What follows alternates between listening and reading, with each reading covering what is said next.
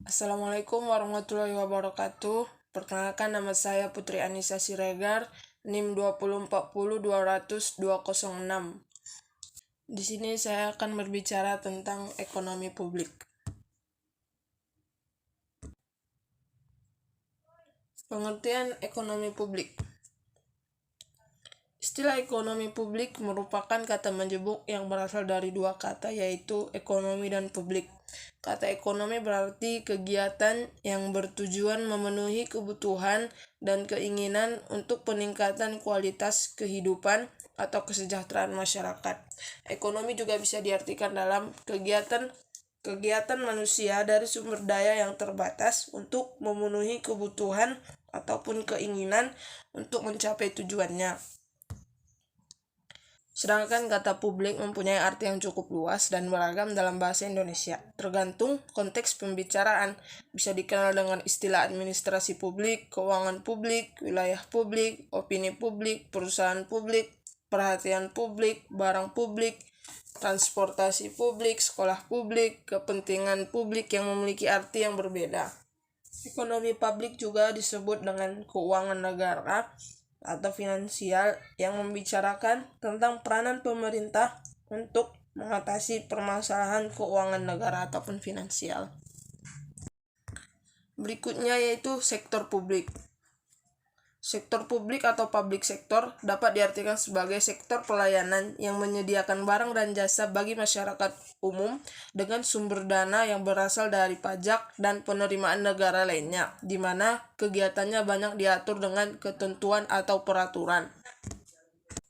Ilmu ekonomi ada dua. Yang pertama, ekonomi normatif. Ekonomi normatif adalah memperhatikan perilaku ekonomi dan mempertanyakan apakah hal itu baik atau buruk dan apa bisa diperbaiki lagi ataupun bagaimana sebaiknya.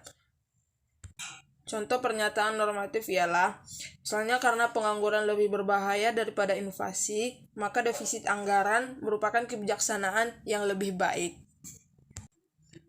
Yang kedua yaitu ekonomi positif. Ekonomi positif sering juga disebut dengan ekonomi murni ataupun ekonomi deskriptif yang berarti hubungan sebab akibat, berusaha menjelaskan tentang fakta-fakta dari kegiatan ekonomi yang terjadi di masyarakat. Fakta-fakta ini berhubungan dengan hal yang sudah terjadi atau perkiraan mengenai hal yang akan terjadi. Contohnya, defisit pemerintah mengurangi pengangguran tetapi akan berakibat meningkatkan inflasi. Berikutnya itu sistem perekonomian. Sistem perekonomian ada 4. Yang pertama, kapitalis. Sistem perekonomian kapitalis yaitu bebas atau tidak perlu adanya campur tangan pemerintah. Ciri-cirinya: 1. Percaya bahwa ekspansi kekayaan dapat dipercepat. Yang kedua, tidak perlu peran dan campur tangan pemerintah. Ketiga, siapa yang memiliki modal atau kapital, maka dialah yang berkuasa. Kelebihan sistem perekonomian kapitalis yaitu: 1. Persaingan bebas di antara individu akan membantu mempertahankan penyesuaian yang rasional antara produksi dengan tingkat harga. Yang kedua, pertumbuhan ekonomi yang cepat karena persaingan pasar. Ketiga, setiap individu jadi lebih kreatif dalam bersaing. Keempat, efisien dalam menggunakan sumber daya dan mendistribusikan barang. Sistem perekonomian kapitalis juga mempunyai kelemahan, yaitu: 1. Munculnya pasar persaingan tidak sempurna dan pasar persaingan monopolistik. Yang kedua, menimbulkan ketidakadilan karena pemimpin pasarnya yang menentukan harga. 3. Profit dijadikan sebagai tujuan utama dalam berbisnis. 4. Meningkatnya pengangguran dan timbulnya krisis akibat pihak produsen yang berhenti memproduksi. Contoh negara yang menganut sistem perekonomian kapitalis ini: Amerika Serikat, Australia, Brazil, Kolombia. Kedua, sistem perekonomian campuran. Sistem perekonomian campuran yaitu adanya campur tangan pemerintah dan swasta atau ada juga terdapat kebebasan. Ciri-ciri perekonomian campuran: 1. Hak milik individu atas faktor produksi diakui, tetapi tetap ada pembatasan dari pemerintah. 2. Adanya kebebasan individu untuk mendirikan usaha sehingga potensi dan pengembangan kreativitasnya dapat tersalurkan. 3. Kepentingan umum lebih diutamakan. 4. Campur tangan pemerintah dalam perekonomian hanya menyangkut faktor produksi untuk hidup orang banyak. 5. Pelaku ekonominya terdiri atas individu, pemerintah, dan swasta. Kelebihan sistem perekonomian campuran. 1. Pendistribusian barang dan jasa akan diberikan ke tempat yang paling membutuhkan. 2. Sistem ekonomi campuran dapat memberikan keuntungan pada pihak penghasil produk atau produsen yang mampu menciptakan efisiensi di dalam bisnisnya. 3. Mendorong terjadinya sebuah inovasi untuk memenuhi kebutuhan konsumen secara lebih efisien. 4. Membantu meminimalisir adanya kerugian yang berasal dari mekanisme ekonomi pasar. 5. Perkembangan ekonomi suatu negara cenderung akan bergerak lebih cepat. Kekurangan sistem perekonomian campuran. 1. Beban pemerintah lebih berat dibandingkan swasta. 2. Kurang maksimalnya keuntungan yang didapatkan pihak swasta. 3. Sulitnya memenuhi berbagai macam kebutuhan masyarakat. 4. Mudah munculnya korupsi, kolusi, dan nepotisme akibat lemahnya pengawasan pemerintah. Contoh negara yang menganut sistem ekonomi ini yaitu Amerika Serikat, Inggris, Islandia, Prancis, Swedia, Rusia, India, Cina, dan Hong Kong.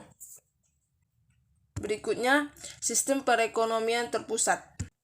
Sistem perekonomian terpusat adalah sistem perekonomian yang bergantung pada negaranya.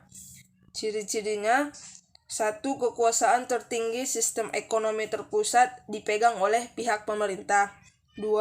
Pihak swasta tidak mempunyai pengaruh yang besar. 3. Hak individu tidak diakui sebab semua diatur oleh pihak pemerintah.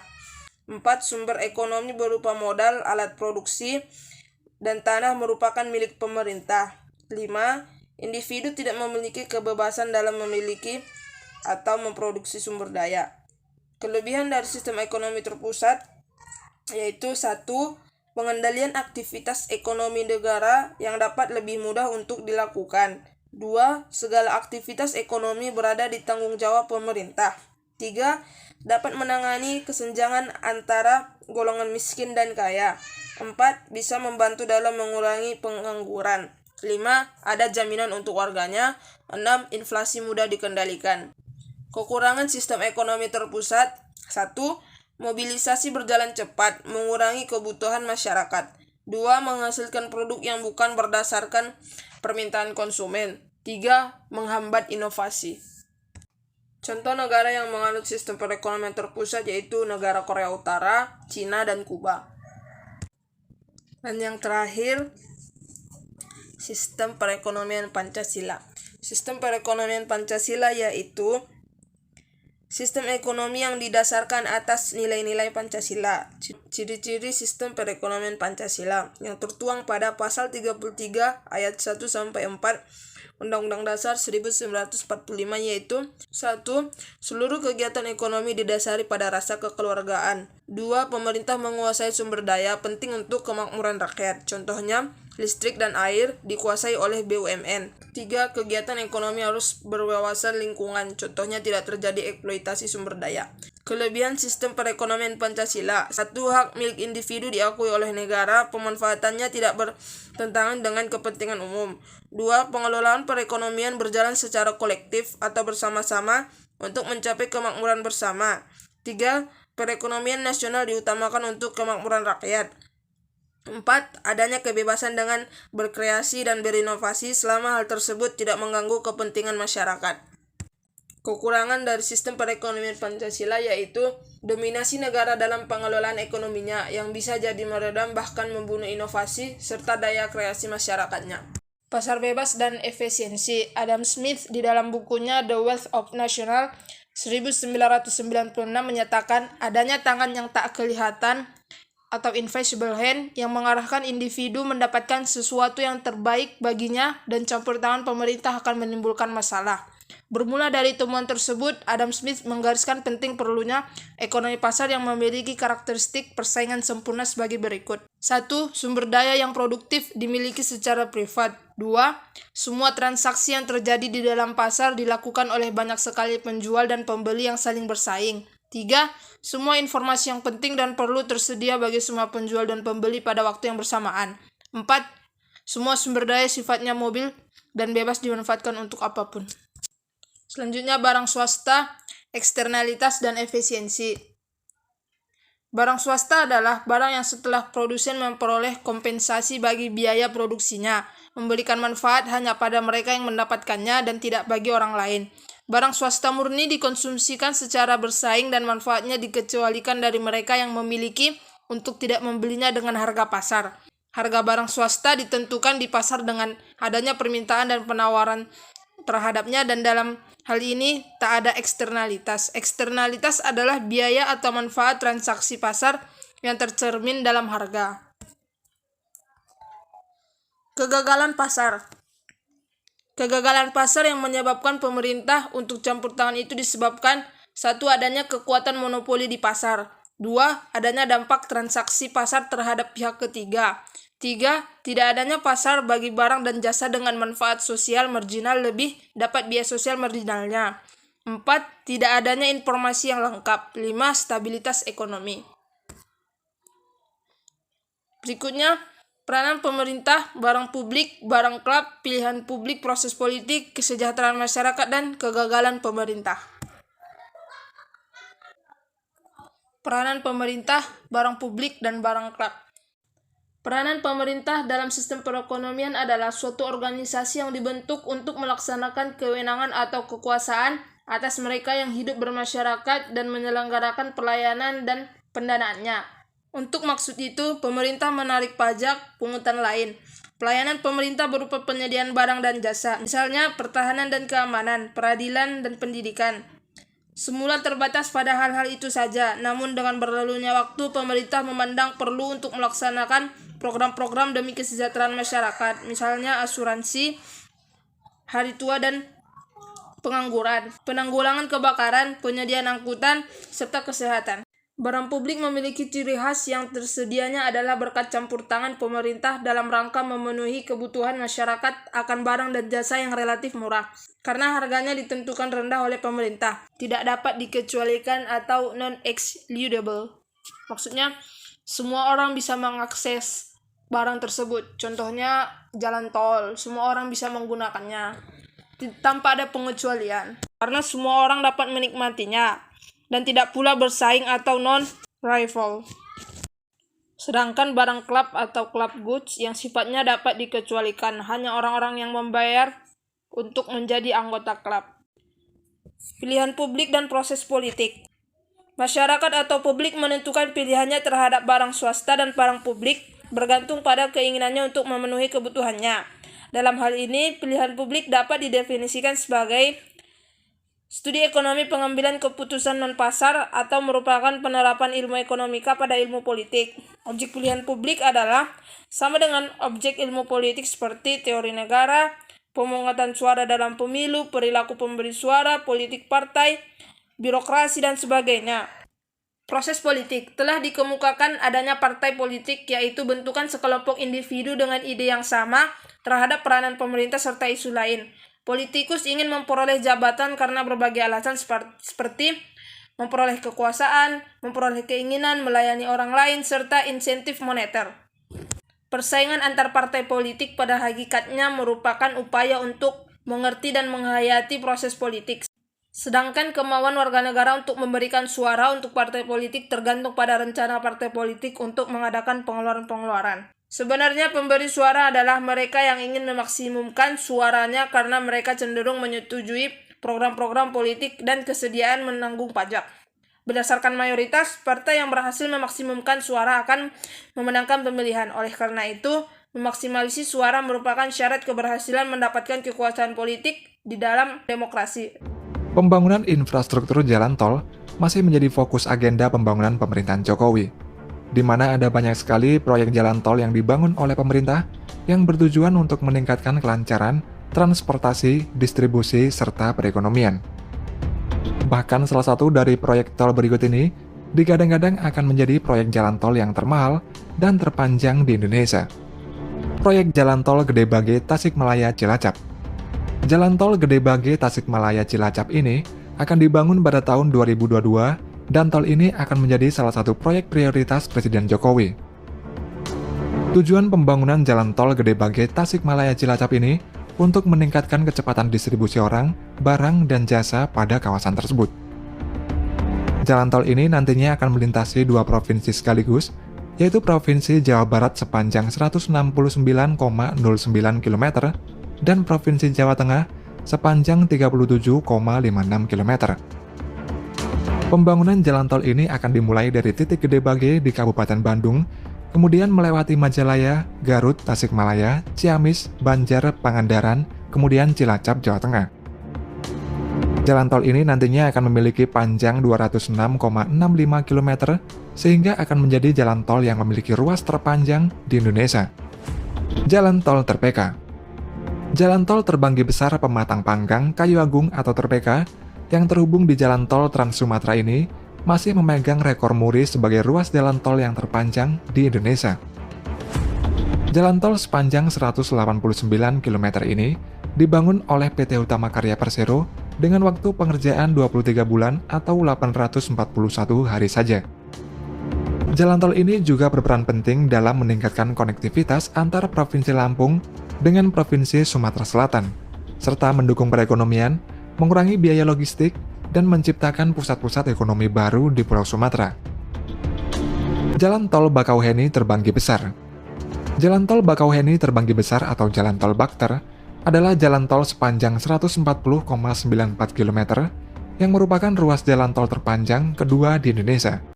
Dalam 5 tahun ke depan, tentunya kita ingin negara tercinta ini lebih maju lagi. Kartu prakerja, lulusan sekolah langsung kerja. Jurus manjur anti nganggur. Kartu sembako murah, bahan pokok terjangkau, ibu-ibu tidak perlu galau. Kita akan luncurkan KIP Kuliah, menjadikan Indonesia negeri berjuta sarjana, negeri para juara, optimis Indonesia maju. Kita pilih Jokowi lagi. Saat kita harus milih seorang presiden, sama kayak kita milih seorang figur bapak. Bapak yang peduli dan hadir di saat kita butuh. Itu bapak yang baik. Sesulit apapun tantangan itu, sesulit apapun hambatan itu, kita harus bersama-sama membangun negara ini. Optimis Indonesia maju! Saudara-saudaraku sebangsa dan setanah air, kita adalah bangsa yang optimis, bangsa yang pantang menyerah. Perubahan demi perubahan akan sia-sia jika kita hanya saling menilai dan saling menghujat antar sesama. Atas izin Allah Subhanahu wa Ta'ala, saya Joko Widodo dan Kiai Haji Ma'ruf Amin siap memimpin dan menghantarkan cita-cita masa depan bangsa, menjadikan Indonesia maju. Kesejahteraan masyarakat adalah keadaan sosial yang memungkinkan bagi setiap warga negara untuk dapat memenuhi kebutuhan hidupnya, baik itu bersifat jasmani ataupun rohani dan sosial sesuai dengan hakikat dan martabat manusia untuk dapat mengatasi berbagai masalah sosial yang dihadapi diri. Tujuan kesejahteraan yaitu untuk dapat mengembalikan keberfungsian setiap individu, kelompok, dan masyarakat dalam menjalani kehidupannya, yaitu dengan mengurangi tekanan dan goncangan yang dapat meningkatkan kesejahteraan. Kesejahteraan masyarakat juga merupakan analisis normatif interaksi ekonomi yang ingin mencari kondisi bagi pemanfaatan sumber daya secara efisien. Efisien produktif terjadi bila tak mungkin lagi mengalokasikan kembali masukan atau produksi pada pemanfaatan alternatif sedemikian rupa agar meningkatkan hasil tanpa mengurangi hasil lainnya. Yang terakhir, kegagalan pemerintah. Pasar yang gagal akan menimbulkan intervensi pemerintah dengan program-programnya. Bagaimanapun juga, pemerintah juga akan bisa gagal. Karena satu, pemerintah tidak dapat mengantisipasi akibat kebijaksanaan yang diambilnya.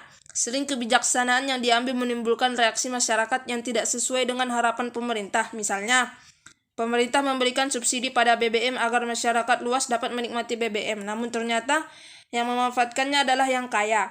2. Pemerintah terbatas di dalam mengendalikan akibat kebijaksanaan. Misalnya, pemerintah mengendalikan harga sewa rumah yang dimaksudkan agar yang miskin dapat menyewa rumah secara murah. Ternyata, pengembang mengalihkan investasinya pada proyek lain. 3. Pemerintah di dalam membuat kebijaksanaan sering tidak memiliki kemampuan untuk melaksanakannya karena birokrasinya tak mampu. 4. Pemerintah pada hakikatnya memberikan pelayanan pada kelompok tertentu atau kepentingan tertentu dan mungkin memiliki kepentingan sendiri serta sering bertentangan kepentingan. Mungkin cukup sekian yang dapat saya sampaikan. Apabila ada yang salah, saya mohon maaf dan saya mohon ampun kepada Allah Subhanahu wa taala. Assalamualaikum warahmatullahi wabarakatuh.